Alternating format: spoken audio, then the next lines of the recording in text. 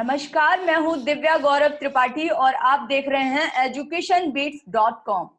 एक मुलाकात की अगली कड़ी में हमारे साथ जुड़ रहे हैं सिंहगढ़ इंस्टीट्यूट के Shrimati Kashibai Navale college of pharmacy Pune के प्रिंसिपल डॉक्टर SD सावंत जी।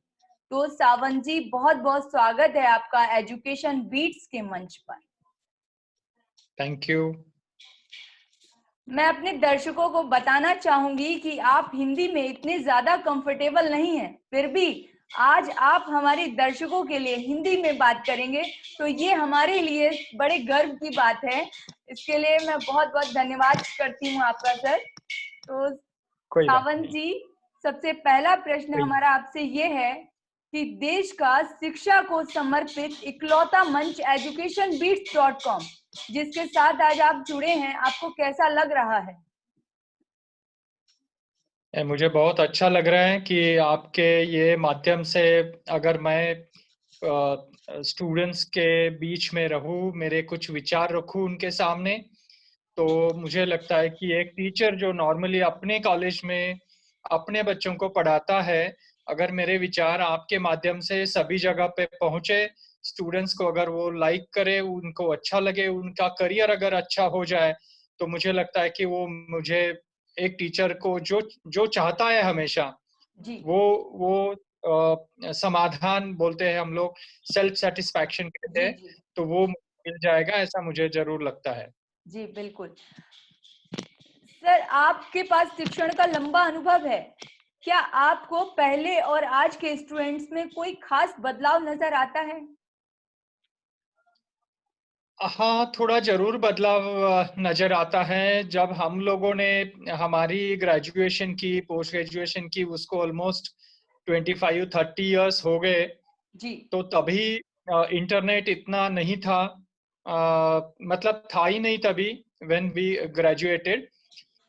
ये करीबन मुझे लग रहा है कि 1995-98 के बाद वो बहुत थोड़ा बढ़ गया, 98-2000 के आसपास से जी इंटरनेट का ब्रॉडबैंड बहुत हो गया। तो अभी बच्चे लोग, मतलब स्टूडेंट्स, बस अपनी टीचर्स पे पूरे डिपेंडेंट नहीं होते हैं, उनके लिए तो पूरा वर्ल्ड इंफॉर्मेशन के लिए ओपन है, सो जी रिसोर्सेस है। लेकिन अ, अभी के बच्चे थोड़े ज्यादा मुझे लगता है कि स्मार्ट है, क्योंकि उनको बहुत सारे रिसोर्सेस मिल रहे हैं। पहले वाले बच्चे थे वो बहुत हार्ड वर्किंग थे, बहुत सिंसियर थे। अभी के बच्चों के लिए रिसोर्सेस आसान होने के कारण आपको वो ज्यादा हार्ड वर्किंग नजर नहीं आते हैं, लेकिन वो स्मार्ट जरूर है। जी यही मुझे थोड़ा फर्क नजर में आता है। बाकी तो हर एक अभी के बच्चों के लिए बहुत सारी अपॉर्चुनिटीज अवेलेबल है, तो वो सब एक्सप्लोर कर रहे जी हैं। डिजिटल इंटरनेट के माध्यम से अभी रूरल और अर्बन डिवाइड अभी कम हो रहा है, ऑलमोस्ट ना के बराबर हो रहा है। महाराष्ट्र में तो बहुत अच्छी स्थिति है।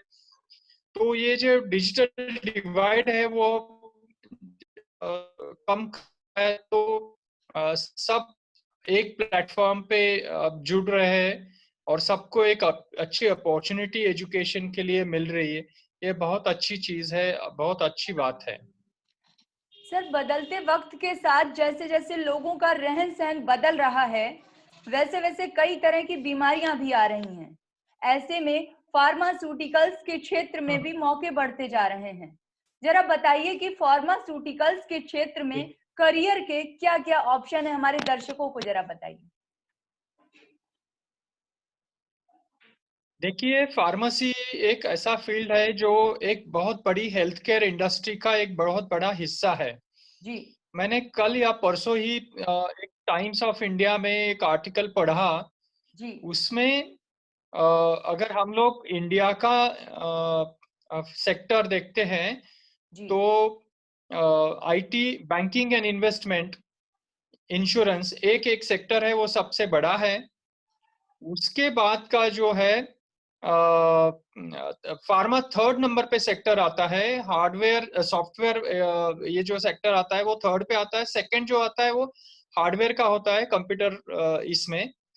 तो मुझे लग रहा है कि फार्मेसी एक ऐसा सेक्टर है जिसमें medical sciences, technology, basic sciences and computational sciences, ये सबकी पढ़ाई होती है। और इसलिए फार्मेसी ग्रेजुएट्स जैसे कि जैक ऑफ ऑल ऐसे होते हैं। तो इसमें जो अपॉर्चुनिटीज है, तो जो कन्वेंशनल अपॉर्चुनिटीज और इमर्जिंग अपॉर्चुनिटीज मैं आपको बता दूं। जी आत्मनिर्भर भारत के तहत, मेक इन इंडिया के तहत,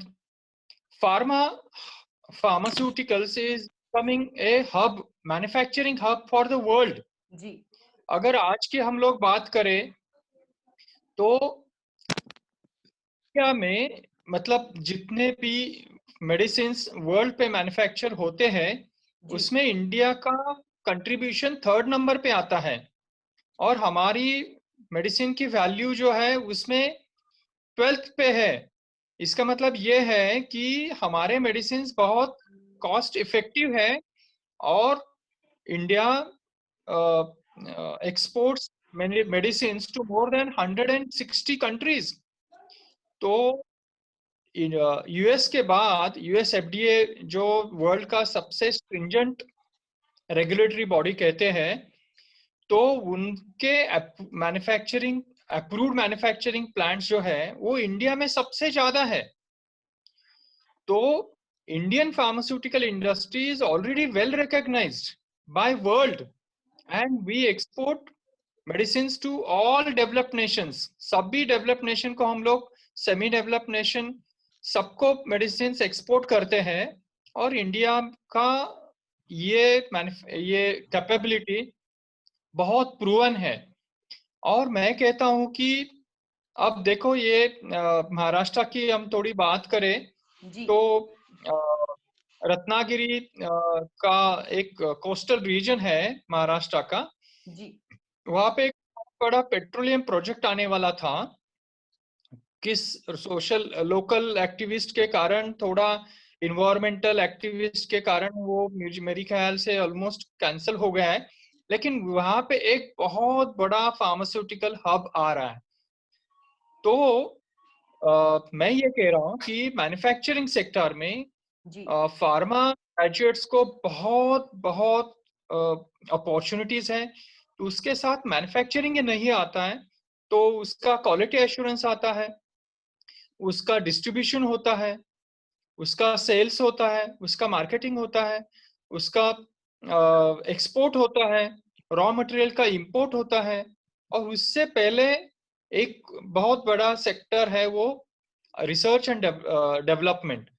क्योंकि फार्मास्यूटिकल सेक्टर का ग्रोथ इंजन जो है वो रिसर्च एंड डेवलपमेंट है। उसमें भी एक बेसिक रिसर्च है और दूसरा फॉर्मुलेशन डेवलपमेंट का एक रिसर्च है। और उसमें हमारी Indian pharmaceutical companies are extremely doing well, particularly formulation development में। हम लोग उसको ड्रग डिलीवरी सिस्टम्स बोलते हैं, जी उसमें है।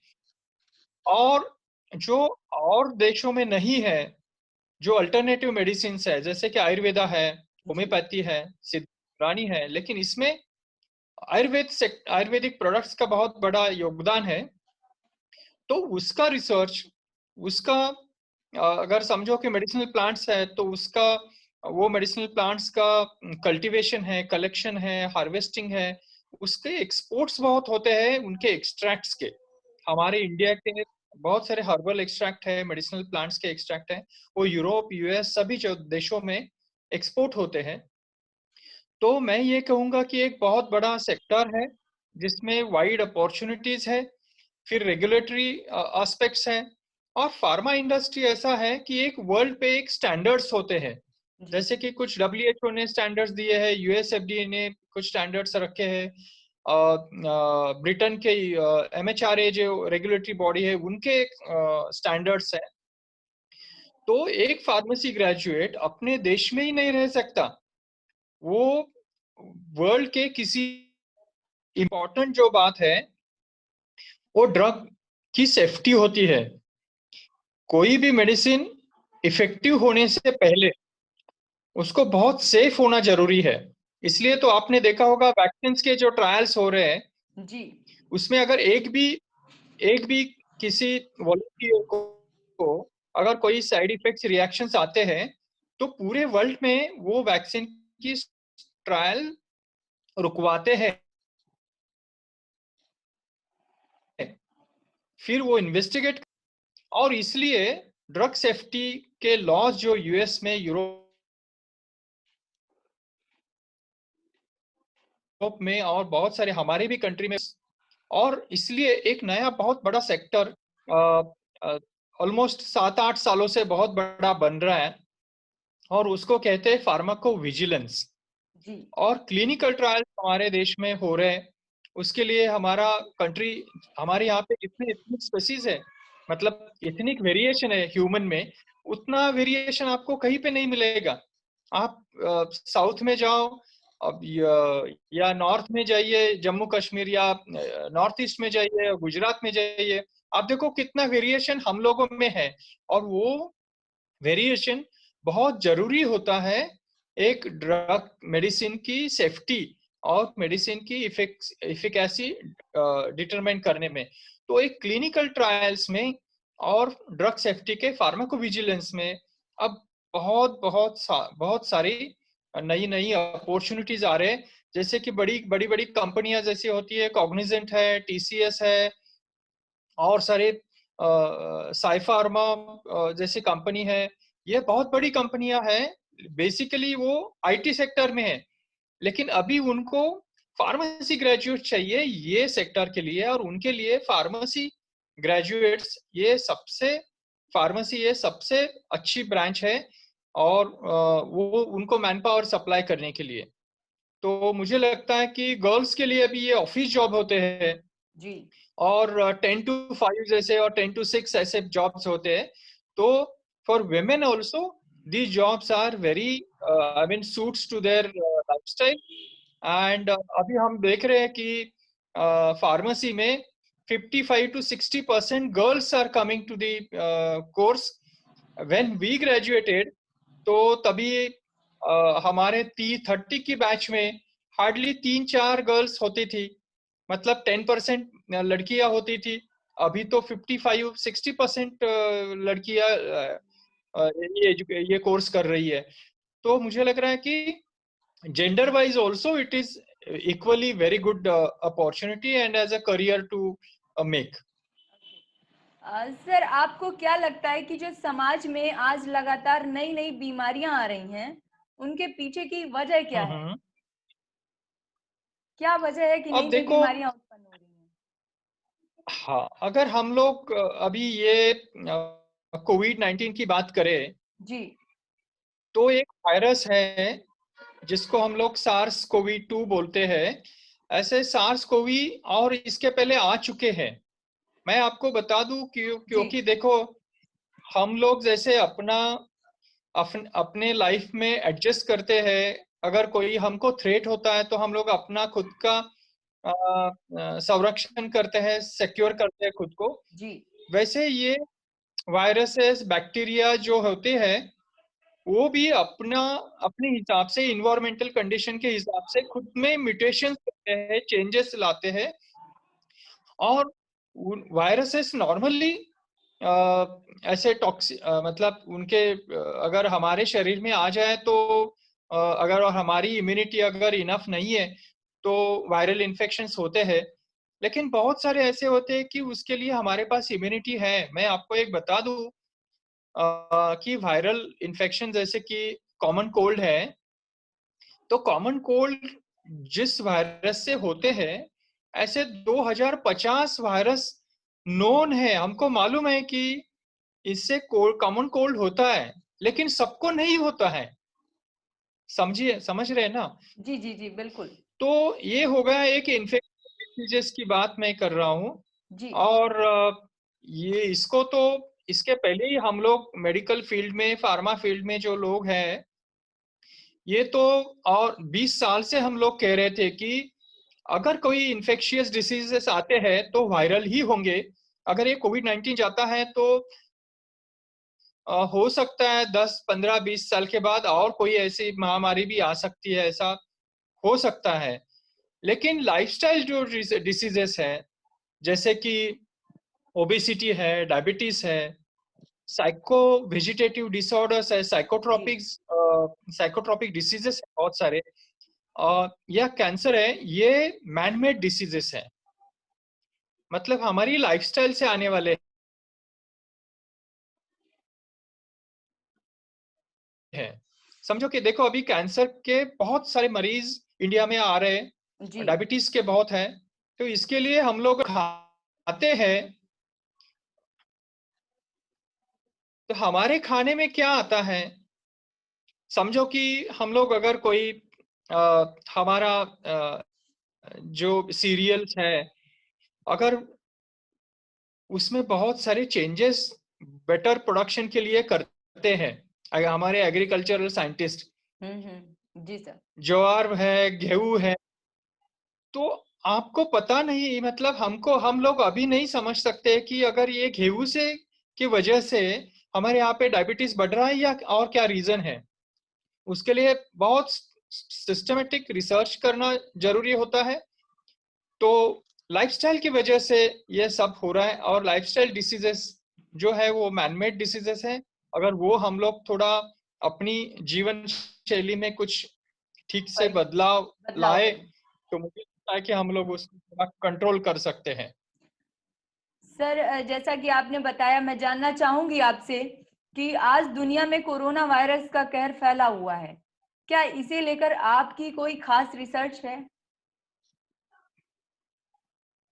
आ, देखो, मेरी खुद की ऐसी खास रिसर्च नहीं है, जी। लेकिन हमने एक प्रपोजल भेजा है। मैं अभी नाम नहीं लूंगा क्योंकि वो प्रोसेस में है, इसलिए हम लोग जी नहीं कह सकते। बिल्कुल। ओके। और एक हमने बहुत अच्छा आर्टिकल भी इसके ऊपर बनाया है कि इसके ड्रग टारगेट्स होते हैं।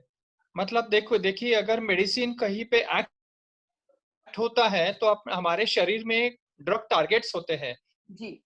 तो उसको वो ड्रग टारगेट को बाइंड होता है और फिर उसका इफेक्ट आता है। तो हम लोगों ने कुछ ऐसे फाइटोफार्मास्यूटिकल्स हैं हमारे मेडिसिनल प्लांट में, कुछ हर्बल फाइटोकेमिकल्स होते हैं। वो फाइटोकेमिकल्स अगर ये कोविड-19 के ड्रग टारगेट्स में काम करते हैं या नहीं, उसके लिए हम लोगों ने एक आर्टिकल भी पब्लिकेशन के लिए भेजा है।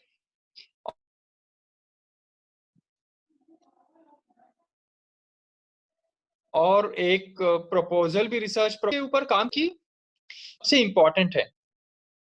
आप नया वायरस आ जाए म्यूटेट होके, तो आप क्या करोगे?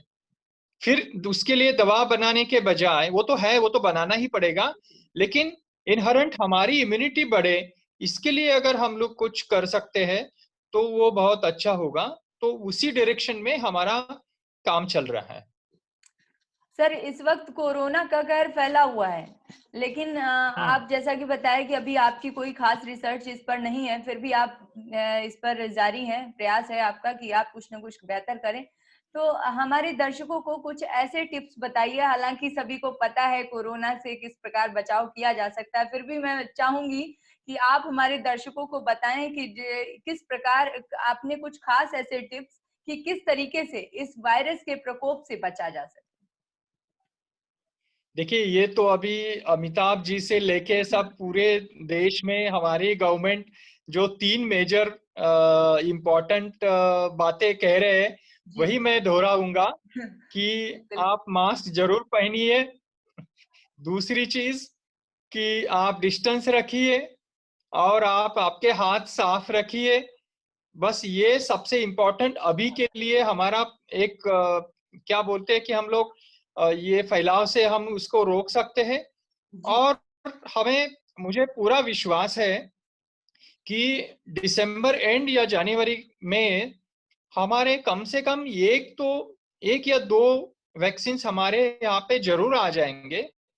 और मुझे एक विश्वास है कि अप्रैल जून तक 2021 में कम से कम दुनिया में कम से कम 10 वैक्सीन आ जाएंगे। मैंने एक मेरा छोटा वैक्सीन का एक रिपोर्ट बना, मतलब एक लोकल हमारा दिवाली अंक आता है, जी उनके लिए मैंने अभी एक आर्टिकल भेजा है। तो मुझे विश्वास है कि और 6 महीने या 8 महीने में कम से कम 10 वैक्सीन जरूर आ जाएंगे। हमारी फार्मेसी फ्रैटर्निटी जो है, जो रिसर्च और डेवलपमेंट में काम कर रही है, वो तो दिन रात काम कर रहे हैं। और पूरी दुनिया में बहुत कंपनियां और गवर्नमेंट के साथ एक कोलैबोरेटिव वर्क है। उससे जरूर इसमें कोरोना का फैलाव हम लोग रोकेंगे, जरूर रोकेंगे। और आयुष मंत्रालय ने भी कुछ मेडिसिन, जो हर्बल आयुर्वेदिक मेडिसिन कही है, जी उसमें ये मैं नहीं कहूंगा कि अगर सीरियस कोविड पेशेंट है तो वो उनकी ट्रीटमेंट हो सकती है। लेकिन अगर माइल्ड टू मॉडरेट ऐसे केसेस है तो उसमें हम लोग थोड़ा बेटर उनको अर्ली रिकवरी उससे हो सकती है। उसमें अश्वगंधा है, उसमें गुड़वेल है, ये जैसे कुछ हर्बल प्लांट्स है, तो वो इम्यूनिटी अच्छी बढ़ाते हैं और उसका हमें फायदा होता है। लेकिन कोई भी चीज करने से पहले हम लोग एक्सपर्ट से बात करें और कोई भी मेडिसिन ले ले। हमारे यहाँ पे अभी एक बहुत बड़ी, मतलब इंटरनेट के वजह से अभी एक टर्म आज ही मैंने सुबह सुनी, जिसमें अभी गूगलोपैथी बोल रहे हैं। जी गूगलोपैथी मतलब you just google out and find out what are the medicine available. तो बहुत सारे ऐसे केसेस हो रहे हैं जहाँ पे पर्टिकुलरली जो आईटी सेक्टर में काम करने वाले लोग हैं, वो गूगलोपैथी में ऐसे बोल रहे हैं कि Googleopathy is a science where patients are prescribing medicine to the doctor. तो ऐसा हो रहा है, वो बहुत गलत है। जी सेल्फ मेडिकेशन कर सेल्फ मेडिकेशन करना बहुत गलत है। बिल्कुल तो सही। मैं सबको, आपके सब दर्शकों को यही कहूंगा कि आप सेल्फ मेडिकेशन प्लीज मत करिए। सेल्फ मेडिकेशन से जितने लोग अपनी दुनिया में, पूरे विश्व में अपना जीवन उनको खो देना पड़ता है, इतने लोगों को, जितना कोई डिसीज से नहीं होता है, लेकिन उसका ठीक तरह से कोई क्या बोलते हैं, उसका डॉक्यूमेंटेशन नहीं है। लेकिन एक डब्ल्यूएचओ का बहुत बड़ा रिपोर्ट है, पुराना रिपोर्ट है, उसमें कहा है कि सेल्फ मेडिकेशन से बहुत लोगों को अपनी जान गंवानी पड़ी है। तो मेरी दरख्वास्त यही रहेगी कि आप कोई भी सेल्फ मेडिकेट ना करें। एमबीबीएस होते हैं, एमडी एमएस होते हैं, वो बहुत पढ़ाई करते हैं और अपने यहाँ पे क्लिनिकल साइंस बहुत स्ट्रांग है। दुनिया के और जो डॉक्टर्स हैं, उनसे इंडिया के डॉक्टर्स बहुत क्लिनिकल नॉलेज अच्छा रखते हैं। तो उनकी आप जरूर सलाह ले, इतना मैं कहूंगा। बिल्कुल, बहुत सुंदर सर। अब मैं आपसे कुछ सामाजिक प्रश्न रखना चाहूंगी। जैसा कि आप भी देख रहे हैं और हमारे देश में लगातार बलात्कार जैसी घटनाएं हर रोज देखने को मिल रही हैं और हर रोज होती चली आ रही हैं। तो मैं इन घटनाओं के पीछे कुछ लोग हैं जो हमारे समाज में वो संस्कारों की कमी बताते हैं। तो कुछ व्यक्ति हैं जो कहते हैं कि लचर कानून व्यवस्था की दुहाई देते हैं। आपको क्या लगता है सर इस पर कि इसमें कौन जिम्मेदार है? मुझे लग रहा है कि इसमें जिम्मेदार तो पहले जिम्मेदार मैं नहीं कहूंगा, जी लेकिन मैं ये जरूर ऐसा कहूंगा कि ये शिक्षा, ये संस्कार स्कूल्स और कॉलेजेस में और अपने घर में पहले होने चाहिए। जी हर एक पेरेंट्स को, हर एक माता पिता को पहले अपने बेटे को ये समझाना होगा कि उसकी जैसी बहन है वैसे बाकी भी बहनें हैं, और इसमें उसको अपने खुद पे काबू रखना पड़ेगा। कॉलेजेस और स्कूल्स में हम अच्छी तरह से मेंटरिंग कर सकते हैं। बिल्कुल सही कह रहे जैसे हैं। कि मैं आपको बता दूं, हमारे कॉलेज में एक सिस्टम रहता है, उसमें व्हाट्सएप ग्रुप है और उसमें हमारे लोकल हेड कांस्टेबल होते हैं पुलिस के, और उसके तहत एक ऐप है। उससे अगर कोई भी लड़की को अगर कॉलेज में हो या बस में हो, बस स्टॉप पे हो, कहीं पे भी हो, तो उसको कोई भी दिक्कत आती है तो वो इमीडिएटली वो नंबर पे कॉल कर सकती है और वहां पे पुलिस इमीडिएटली आ जाती है। हमारे कॉलेजेस में ऐसे सेशंस हम लोग रखते हैं जहाँ पे बच्चों को, दोनों गर्ल्स और बॉयज दोनों को, और अलग अलग उनको काउंसलिंग करते हैं और उनको ये विश्वास दिलाते हैं कि अगर आपको कहीं पे भी कोई भी शक हो तो आप पहले हमको बता दें, या हमारी जो सिस्टम है उसका पहले मदद ले और अपने आप को खुद को सिक्योर करो। जब देखो ये ऐसी घटनाएं घटती है उसके बाद जो आता है वहां पे लॉ काम करता है, लेकिन लॉन्ग टर्म में तो एक एजुकेशन, एक संस्कार ही काम करता है। तो मुझे लग रहा है कि इसमें बहुत अहम भूमिका एजुकेशनल इंस्टीट्यूट्स निभा सकते हैं, और हमारी लेवल पे हम लोग ये रेगुलर बेसिस पे करते हैं। मेरा नंबर हमारे कॉलेज के हर एक स्टूडेंट के पास है और उनको सबको एक इंस्ट्रक्शन है कि आप कभी भी मुझे फोन कर सकती है, कोई भी अगर दिक्कत हो तो मुझे कॉल कर सकते हैं, और हम लोग इतने कनेक्टेड हैं कि ऐसी कोई भी घटना पे हम लोग काबू इमिडिएटली ला सकते हैं। लेकिन इसमें सबसे इम्पोर्टेंट है कि गर्ल्स को, लड़कियों को खुद को थोड़ा अलर्ट रहना पड़ेगा। जी अगर बिल्कुल। वो अलर्ट रहती है तो मुझे लगता है कि इसको कंट्रोल ला सकते हैं हम लोग। बिल्कुल, बहुत सही कह रहे हैं आप और बहुत अच्छा बता रहे हैं। सर, इस समय टेक्नोलॉजी का समय आ गया है। आपको नहीं लगता है कि टेक्नोलॉजी के इस युग में युवा जो है वो कहीं ना कहीं सामाजिक विघटन का भी हिस्सेदार बनता चला जा रहा है? जैसे कि जबकि मनुष्य अपनी सामाजिकता के लिए ही जाना जाता है, फिर भी इस सामाजिक विघटन को किस तरह से हम लोग इसे कैसे रोक सकते हैं? नहीं, बिल्कुल आप सही कह रहे हैं कि ये टेक्नोलॉजी का यूज दोनों तरफ होता है। कुछ अच्छे चीजों के लिए हो रहा है और बुरी चीजों के लिए भी बहुत हो रहा है।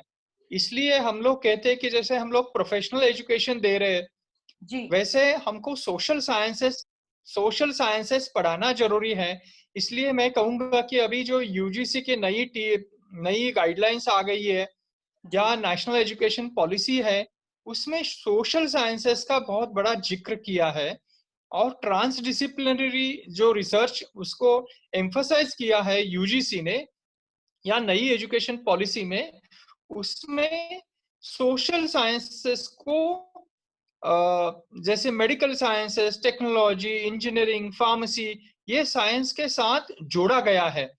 तो बच्चों की बच्चों की बस इंजीनियरिंग, टेक्नोलॉजी या मेडिकल साइंसेस, फार्मास्यूटिकल साइंसेस इसमें ही पढ़ाई ना हो, लेकिन उसके साथ साथ उनको सोशल साइंसेस समझ में आ जाए, तो सामाजिक विघटन थोड़ा कम हो सकता है। लेकिन मैं ये कहूंगा, सामाजिक विघटन के लिए जिम्मेदार जो लोग कुछ आते हैं, कुछ पॉलिटिकल ग्रुप से आते हैं, तो उनसे जितना भड़काऊनेस होता है, जी बिल्कुल। एक्सप्लॉयटेशन होता है, तो उसको बहुत कंट्रोल करना बहुत जरूरी है। ऐसे मुझे लग रहा है स्कूल्स और कॉलेजेस में मुझे लगता है कि बच्चों को ये कोई नहीं सिखाता है कि आप हिंदू हो, आप मुस्लिम हो और सिख हो, और उसमें फिर आपको डिवाइड नहीं करते हैं। जी बल्कि बिल्कुल। मैं ये कहूंगा कि स्कूल और कॉलेजेस में बच्चे इनोसेंट होते हैं और वो हर एक रिलीजन को रिस्पेक्ट करते हैं। जी। उनके मन में ये भेदभाव नहीं होता है। ये भेदभाव वो जब बड़े हो जाते हैं, और तब कुछ रिलीजियस ग्रुप्स, कुछ पॉलिटिकल लीडर्स अपने अपने गेम्स के लिए ये इनमें भावना डाल। भड़काऊनेस डालते हैं, और उसकी वजह से फिर बाद में गड़बड़ हो जाता है। नहीं तो आप देखो, आप जब आपने पढ़ाई की तभी आप सोच लो कि आपने कभी ऐसा सोचा कि ये हिंदू है, ये मुस्लिम है, ये और सिख है, इसलिए आपने उनके साथ कोई डिस्क्रिमिनेट किया, ऐसा आपको लग रहा है? कभी नहीं। नहीं, ऐसा नहीं होता है। अगर होता भी होगा तो 1-2% से ज्यादा नहीं होता है, ऐसा मुझे लग रहा है। लेकिन पॉलिटिकल ग्रुप्स और रिलीजियस ग्रुप्स इसमें ये पोल्यूशन क्रिएट करने में उनका ज्यादा कंट्रीब्यूशन है, ऐसा मैं जरूर कहूंगा, जी। ओपनली ये प्लेटफॉर्म पे कहूंगा। जी बिल्कुल। सर, आज लगातार कहिए। ये जो युवा बच्चे हैं हमारे, तो वो नशे और क्राइम की चपेट में लगातार आ रहे हैं। आपको नहीं लगता क्या कि इसमें किसकी कमी है? मतलब हमारे जो बच्चे हैं 12th पास आउट होने के बाद वो नशे की लत में आ जाते हैं और पेरेंट्स को पता भी नहीं होता है कि उनका बच्चा, फिर उनको पता तब होता है जब वो बहुत ज्यादा आदी हो जाता है उस चीज का, तब वो जानते हैं कि अरे मेरा बच्चा कहाँ से बिगड़ा। तो आखिर किसी कैसे, ये कमी किसकी है? पेरेंट्स की है, मतलब वो अपने बच्चे को गाइड नहीं कर पा रहे हैं, तो इसमें किसकी कमी है जो बच्चे युवा बिगड़ते जा रहे हैं इस तरीके से, जो नशे और क्राइम की चपेट में आ रहे हैं? बताइए सर कुछ। बिल्कुल आपने सही कहा है। देखो पेरेंट्स इसमें इसमें लेकिन मुझे लग रहा है कि जो एक समाज व्यवस्था है जी। वो भी उसके लिए बहुत जिम्मेदार है। आप समझ लीजिए अगर कोई पेरेंट्स है, जी। एक दो एग्जांपल की रोटी के लिए पड़ता है और वो बहुत अपने काम में बिजी है, अपने बच्चों की शिक्षा के ऊपर ध्यान देने के लिए उनके पास ना वक्त है ना उनके पास समझ है। एक ये उदाहरण लीजिए और दूसरे ऐसे ले लीजिए पेरेंट्स कि दोनों भी पेरेंट्स वर्किंग है, बिजनेसमैन है जी। या ऐसे जॉब्स में जहाँ पे वो बहुत बिजी रहते हैं, अपने बच्चे के ऊपर ज्यादा ध्यान नहीं दे सकते, लेकिन वो इकोनॉमिकली बहुत अच्छे हैं। अब ये दोनों चीज में पेरेंट्स को थोड़ा लिमिटेशन भी है, मैं ये जरूर कहूंगा, क्योंकि अब जो बच्चे सोशल मीडिया के तहत, इंटरनेट के तहत अपने फ्रेंड्स, कॉलेजेस और सिटी में जो अट्रैक्शंस है उनके लिए, उन उनके कांटेक्ट में वो ज्यादा है। अपने कॉलेजेस के स्टूडेंट्स मैं कहूंगा, पर्टिकुलरली स्कूल्स के नहीं। तो और वो कहाँ क्या कर रहे हैं ये बहुत बार पेरेंट्स को पता नहीं चलता है। लेकिन मैं ये जरूर कहूंगा कि पेरेंट्स को बहुत विजिलेंट रहना पड़ेगा। भले ही आप बहुत बहुत काम कर रहे हैं, आप भले ही एजुकेटेड हो या आप एजुकेटेड नहीं भी हो, लेकिन अपने बच्चों पे ध्यान देना ये पहला काम मुझे लग रहा है कि कॉलेज पेरेंट्स का है। दूसरी चीज हम लोग जैसे कि हमारे कॉलेजेस में मेंटर मेंटी स्कीम होती है, जिससे हम लोग थोड़ा बच्चों के साथ घुल मिल जाते हैं और उनसे थोड़ा पता कर लेते हैं कि अगर उनको कोई इशू है तो वो पर्सनल भी इशू है तो उसको ओवरकम करे। लेकिन अर्बन एरियाज में बच्चे ज्यादा अपने पर्सनल इशू पे ओपन नहीं होते हैं। उनको लगता है कि वो मेरा स्पेस है, मैं वो स्पेस मेरे टीचर को क्यों दे दूं। तो उसके वजह से भी थोड़ा लिमिटेशंस कॉलेजेस के टीचर्स को आ जाता है। और सबसे अहम ये बात है कि अगर समझिए कि हमारे यहाँ पे ड्रग्स पे अगर अच्छी पाबंदी नहीं है, जी। अगर वो अवेलेबल हो जाते हैं, जैसे कि अभी बॉलीवुड का आपने बहुत सुना है जी कि बिल्कुल। ड्रग क्या है, न्यूज चैनल से सबको पता चला है। और ये जैसे कि पंजाब में है तो उसका क्या बोलते हैं हम लोग, ग्लोबल कनेक्ट है एक्चुअली। अफगानिस्तान से आता है, पाकिस्तान से आता है, नेपाल जाता है, नेपाल से हमारे यहाँ पे आता है। वो लॉ एंड ऑर्डर का जो सिचुएशन है उसको और बेहतर हमको कंट्रोल में रखना पड़ेगा, क्योंकि वो अगर अवेलेबल ही नहीं हुआ तो कहाँ से जी जी। ड्रग्स मिल जाएंगे बच्चों को, जी मुझे बिल्कुल। बताइए। जी बिल्कुल सही कह रहे हैं आप। आपका संस्कार संस्कार हम देने का प्रयत्न जरूर करते हैं, टीचर्स करते हैं, पेरेंट्स करते हैं, लेकिन समझ लीजिए कि अगर अल्कोहल है या कोई ड्रग्स है तो जी। उसका एक प्रॉपर्टी है। उसका प्रॉपर्टी है, समझिए कि यूफोरिया है। कोई ड्रग से अगर यूफोरिया होता है जी। तो it is feeling of well being है। अगर आप किसी एनिमल को भी दे दे तो भी वो लेता है। आप समझ रहे हैं, जी जैसे कि अफू है, अफम बोलते हैं ना। हाँ हाँ जी। तो राजस्थान और मध्य प्रदेश के कुछ डिस्ट्रिक्ट में, मंदसौर में समझिए, वहां पे ये अफम का कल्टीवेशन होता है।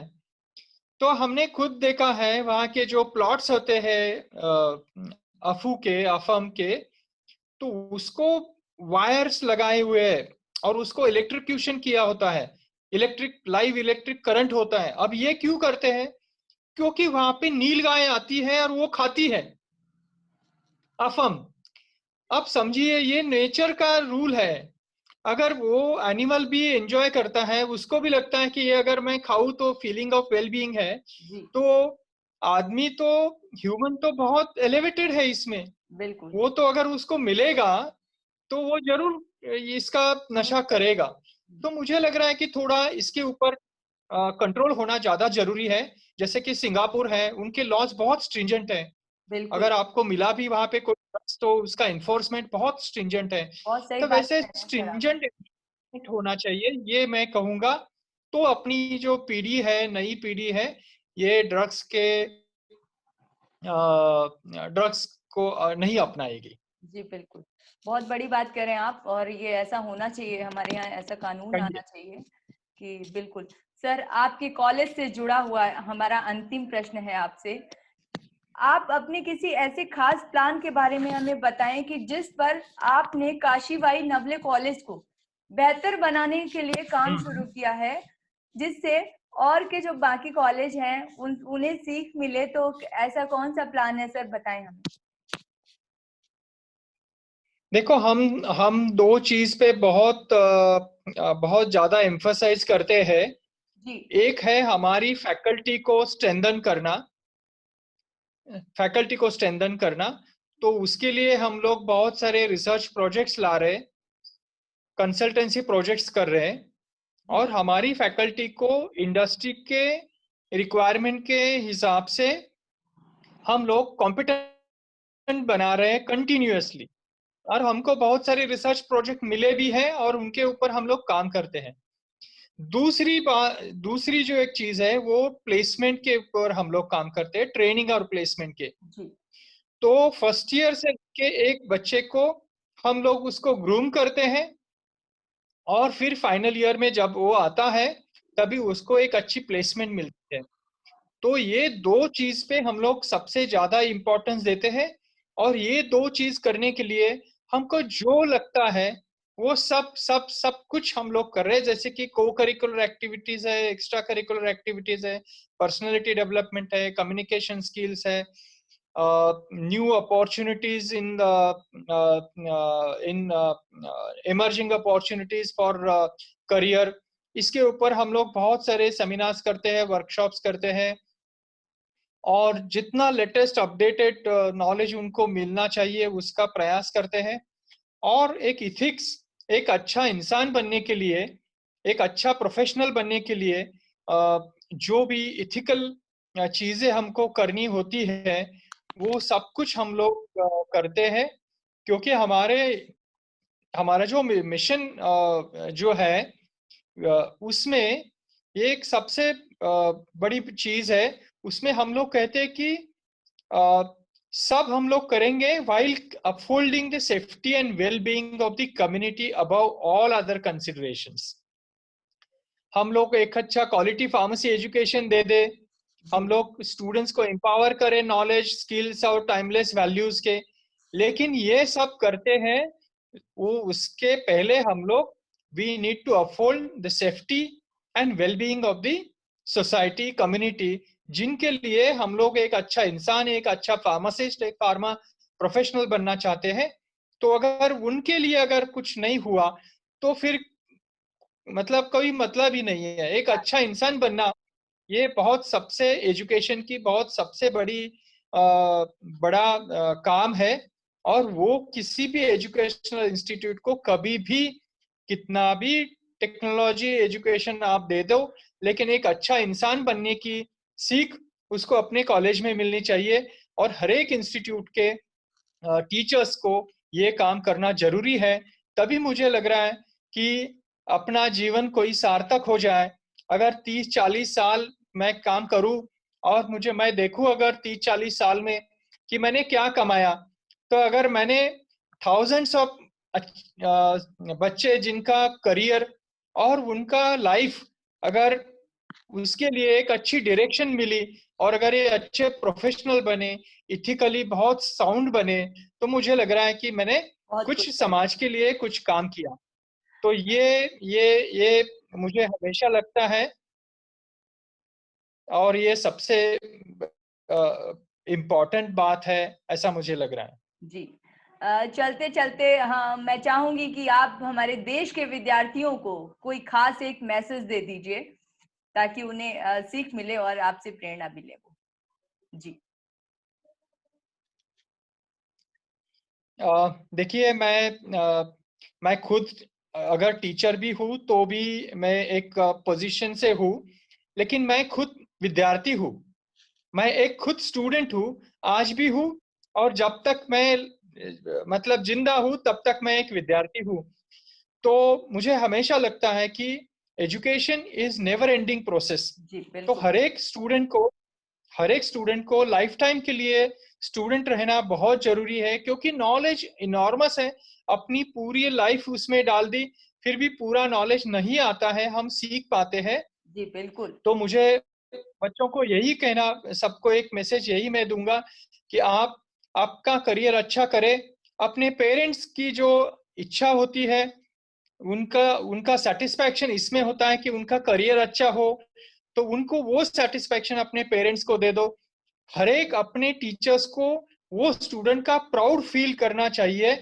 ये हर एक टीचर हमेशा अपनी सेटिस्फैक्शन इसमें देखता है कि अपने बच्चों के को देख के उनके ऊपर प्राउड फील करे। आपने एक मर्डर या रेप की जैसी बात की, अगर मुझे सब बताइए, अगर मेरा कोई स्टूडेंट होता है और वो अगर ऐसी कोई रेप केस में इन्वॉल्व है, तो मुझे क्या लगेगा? बहुत दुख होगा सर। तो ये तो बहुत बुरी बात है। तो मैं तो मैं संस्कार देने में कम हो गया, मेरा तो कोई फायदा ही नहीं टीचर होने से। तो मुझे यही लगता है कि एक अपने पेरेंट्स के एक्सपेक्टेशन पे खरे उतरिए और लाइफ टाइम के लिए एक स्टूडेंट रहिए, और अपने करियर में आपके साथ आपकी सोसाइटी है उसका भी ख्याल रखिए, क्योंकि अगर सब लोग खुशहाल है तो हम लोग खुशहाल है। मैं अगर खुशहाल हूँ और बाकी खुशहाल नहीं है, तो वो खुशहाली कुछ मायना नहीं रखती है। तो सबका कल्याण, सर्वे संतु का कल्याण हमको हमेशा अपनी कृति से होना चाहिए। ये मुझे कहना, मुझे ऐसा लगता है कि ये हमेशा ध्यान में रखना चाहिए। बहुत अच्छा लगा सर आपसे बात करके, और आपका बहुत बहुत शुक्रिया सर हमारे आज के खास कार्यक्रम में जुड़ने के लिए। Thank you so much. Okay. एक मुलाकात के अगले एपिसोड में फिर मिलेंगे एक नई शख्सियत के साथ। जुड़े रहिए एजुकेशन बीट्स के साथ।